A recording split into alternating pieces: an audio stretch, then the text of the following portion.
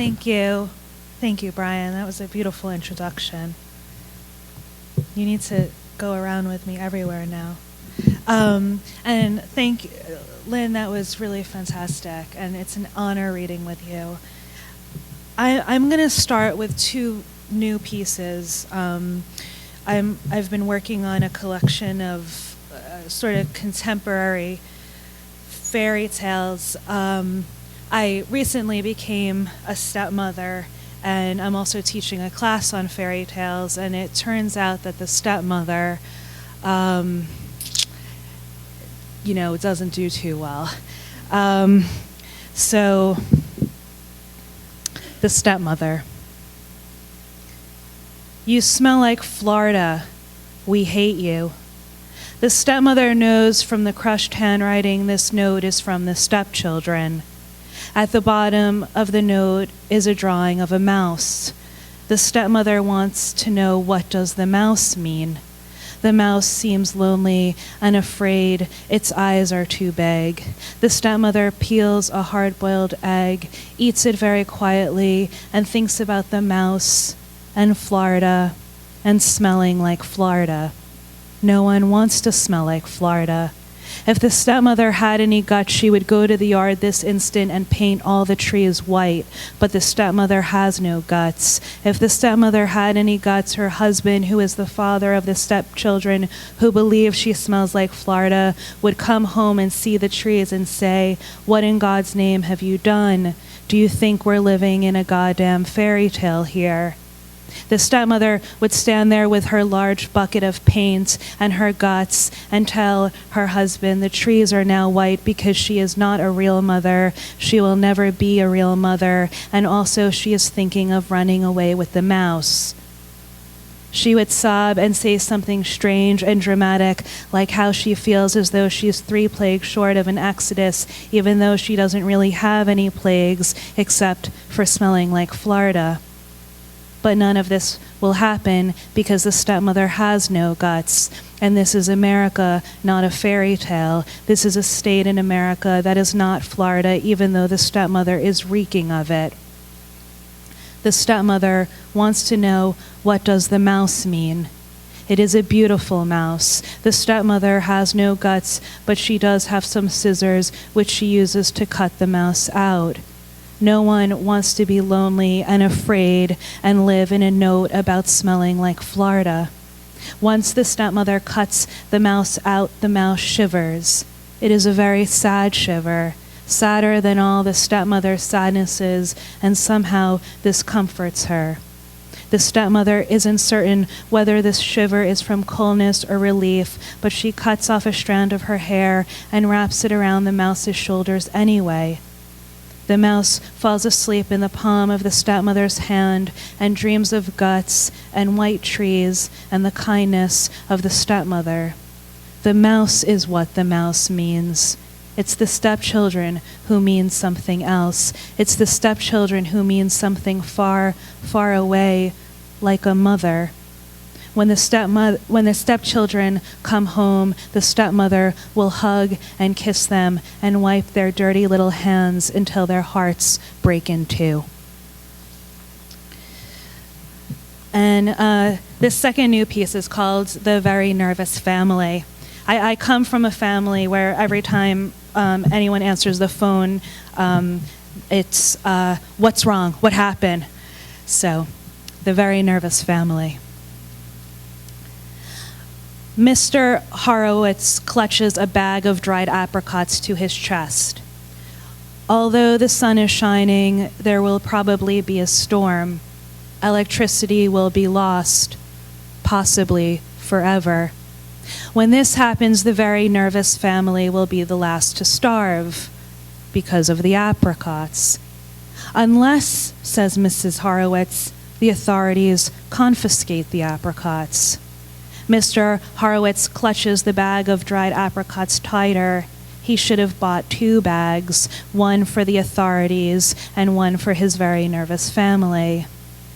Mrs. Horowitz would deadbolt the front door to keep the authorities out, but it is already bolted, already dead. She doesn't like that phrase, dead bolt. It reminds her of getting shot before you even have a chance to run. Everyone should have at least a chance to run, says Mrs. Horowitz. Don't you agree, Mr. Horowitz? Mrs. Horowitz always refers to her husband as Mr. Horowitz should they ever one day become strangers to each other.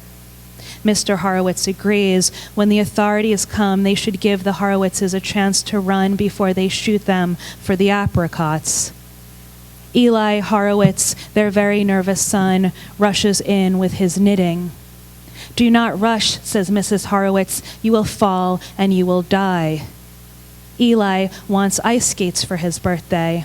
We are not a family who ice skate, shouts Mrs. Horowitz. She is not angry. She is a mother who simply does not wish to outlive her only son.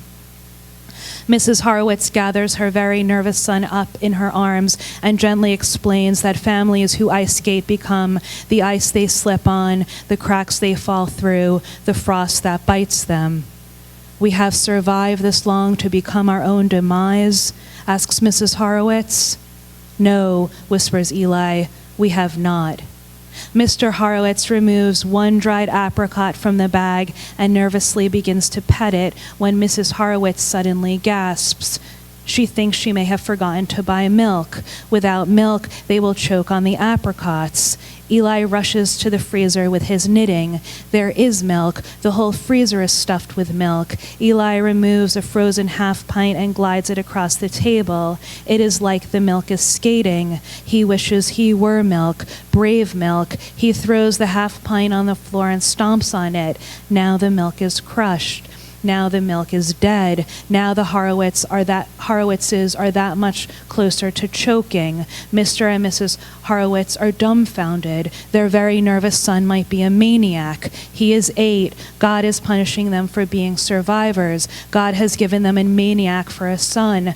All they ask is that they not starve, and now their only son is killing milk. Who will marry their maniac? No one. Who will mother their grandchildren? There will be no grandchildren. All they ask is that there is something left of them when they are shot for the apricots, but now their only son is a maniac who will give them no grandchildren. Mr. Horowitz considers leaving Eli behind when he and Mrs. Horowitz run for their lives.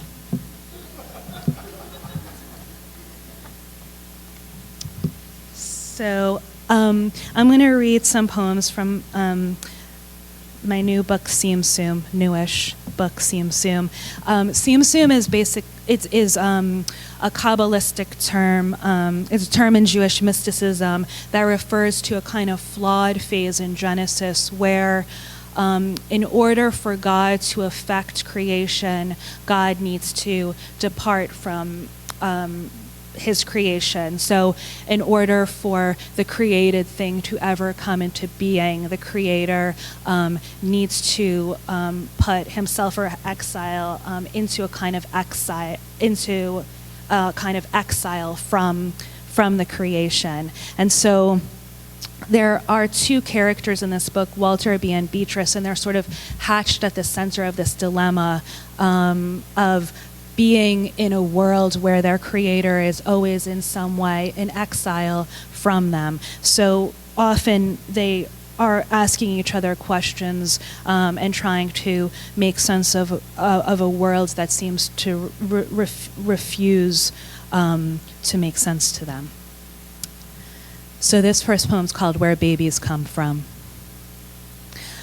Where, asks Beatrice, do babies come from? Walter B. was hanging a painting in the crawl space. It was a painting of the babies. Basically, said Walter B., babies come from rubbing babies together. They rub and they rub. Once I heard them rubbing. Are you sure those are the babies where babies come from? Asked Beatrice. She was staring at the painting. It was a painting of the babies. Walter B. stepped back. They seem, said Beatrice, to be different babies.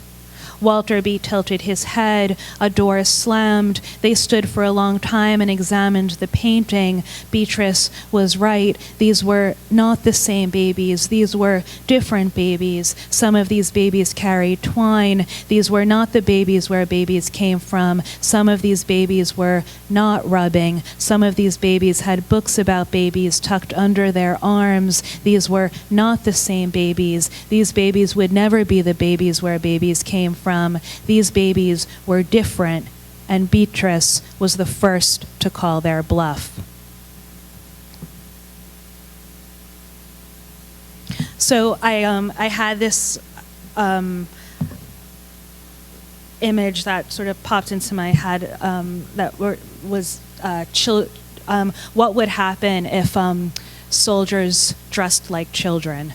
How would that sort of change everything in this world? So, the traitor. A few days before the first snow, the soldiers dressed like children began to appear. "Come quick," said Beatrice, fetching Walter B. away from his scripture, "and bring candy."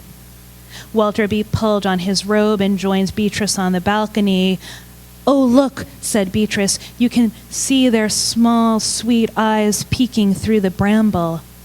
Walter B. threw a handful of red gumdrops into the air and watched the soldiers dressed like children scatter and raise their arms in glee. "Feels sinful, doesn't it?" purred Beatrice. They watched them stand in the field and chew. "Which one," asked Walter B., "do you think is the hero?" "That one," said Beatrice, "definitely that one, the one with the mittens." "Yes," agreed Walter B., "the others seem less festooned." "And which one do you think," asked Walter B., "is the traitor?" Beatrice bit her lip and looked around.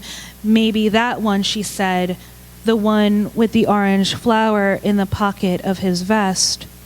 Walter B. agreed, but to be certain he thought that he should ask. "Little traitor," called out Walter B. The traitor looked up.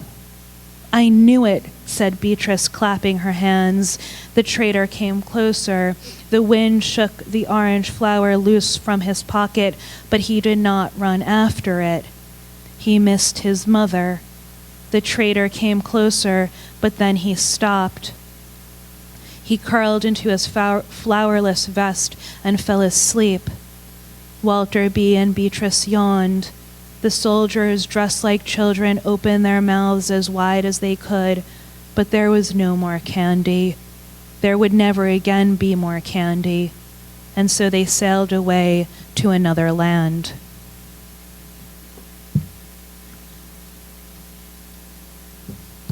The mistake. A mistake had been made.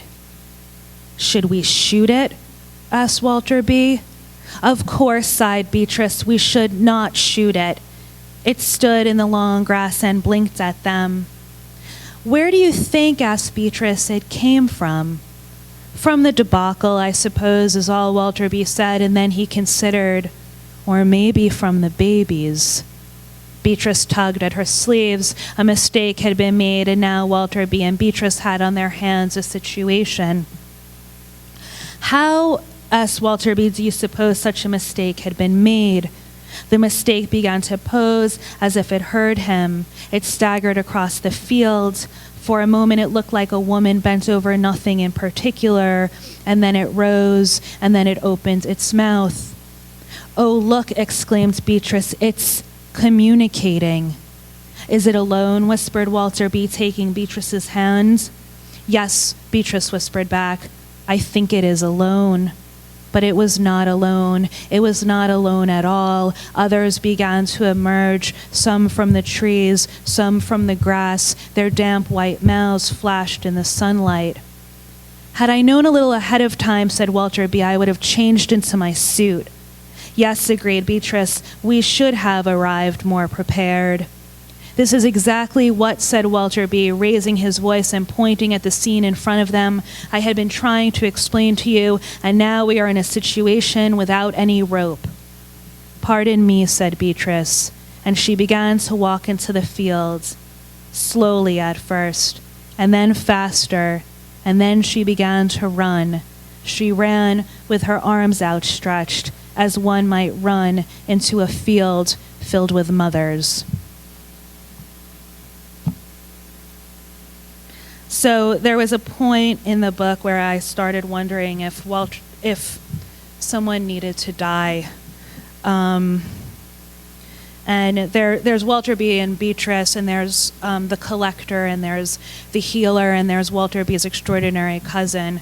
And I was trying to figure out, will one of them need to die? And this was my solution: the creation. The first time Walter B. died, Beatrice announced she would stand in the street until this never happens again. Until what never happens again? Asked Walter B., embracing her. Until this, she said. Until what? Asked Walter B. This, said Beatrice, shaking herself loose from his arms. What are you? Asked Beatrice, new in the neighborhood? Yes, said Walter B. I am new in the neighborhood. That is, he continued, if it is this neighborhood you are referring to. They looked around. It was, in fact, a new neighborhood. The second time Walter B. died, it was, according to Beatrice, indecorous. A few moments before Walter B. died for the third time, he mourned the fact he would only use the word crepuscular once in his life, and incorrectly.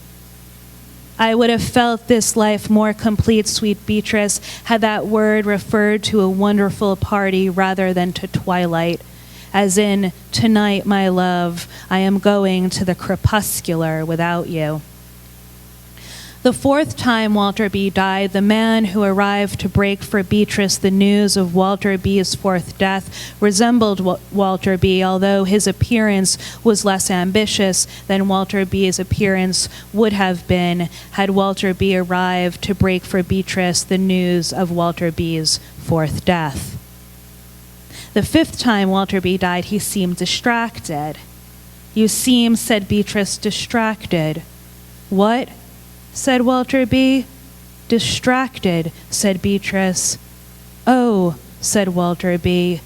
What do you call this? He asked, holding up one of the children. A child, said Beatrice. Oh, said Walter B. A child. The sixth time Walter B. died, Beatrice investigated the crime. Who, asked Beatrice, has done this to you? Walter B. shrugged. For God's sake, cried Beatrice, tell me, was it the children again? Was it me? Who has ruined you? If you must know, said Walter B., it was the collector with his sack of paper animals. A suffocation? Gasped Beatrice. No, my little bird, he said, swinging her around by the waist. It was the most colorful trample I could have ever hoped for. Wish you were there, he sang. Wish you could have come with. For 3 days after Walter B. died for the seventh time, Beatrice moved from room to room calling for him. For 3 days, and then she stopped. She knew he would die again. He simply has to, she said to herself, hanging his robes in the trees where he would be sure to find them. Just a few more. The saddest gown in the world. I do not give any more, said Walter B., a fig about you. Are you sure? Asked Beatrice. Absolutely, said Walter B. Not a fig? Asked Beatrice. Not a fig, said Walter B. Promise? Asked Beatrice. Promise, said Walter B. When do you suppose, asked Beatrice, you will give about me a fig again? Walter B. looked up at the sky. Probably not for many years, said Walter B. Oh, said Beatrice, should I wait? Of course, said Walter B. You should wait. I'd be very happy, said Beatrice, if you joined me while I waited. Walter B. squeezed her hand. One day, said Walter B., I will make for you a sewing of all the figs I never gave about you. And one day, Walter B. would. He would sew all the figs together. It would not be easy, but he would do it. If he could promise Beatrice anything, he could promise her this. He would make for Beatrice a perfect sewing of all the figs he never gave about her.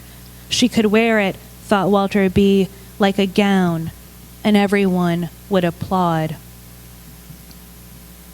So the last two poems I'm going to read are called The Oldest Animal Writes a Letter Home. And at one point in the book, Walter B. and Beatrice are trying to figure out where their organs have come from, and they decide that in order for them to know where their organs have come from, they'll have to join the organization.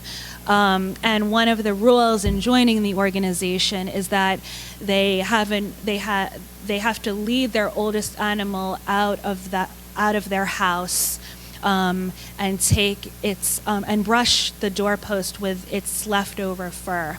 And so Walter B. and Beatrice do this. They lead their oldest animal out, and then some poems later, the oldest animal starts writing letters back to Walter B. and Beatrice. So the last two poems are both called The Oldest Animal Writes a Letter Home. And thank you again for listening. To that mutter and that fodder, it is of the utmostly imports that I rotted you concerping the whereaboutlings of that mutter's imagination. I seep it daily running to and froth. Something is wrong with it. Why does it says a revolution is in order as it rubs its tears away with the grasses? Was it that mutter who is also called Beatrice who hath given it the wit fur coat it sheds all over the forest and the skies? That same mutter who hath given me all the outside parts of the world?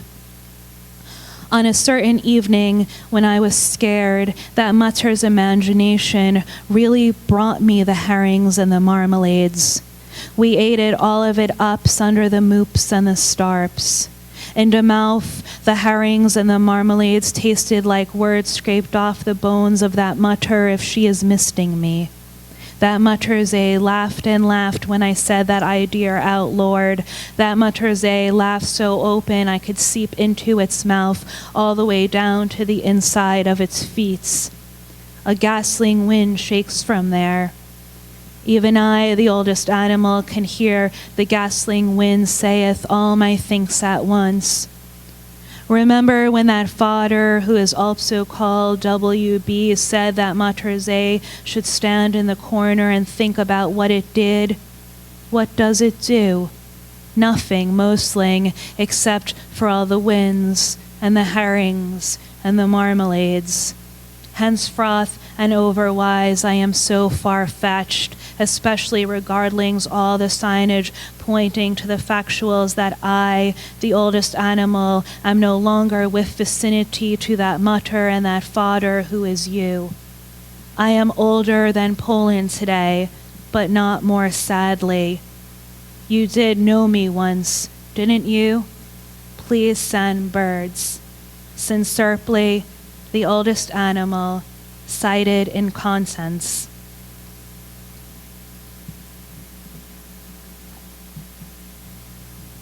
To that mutter and that fodder.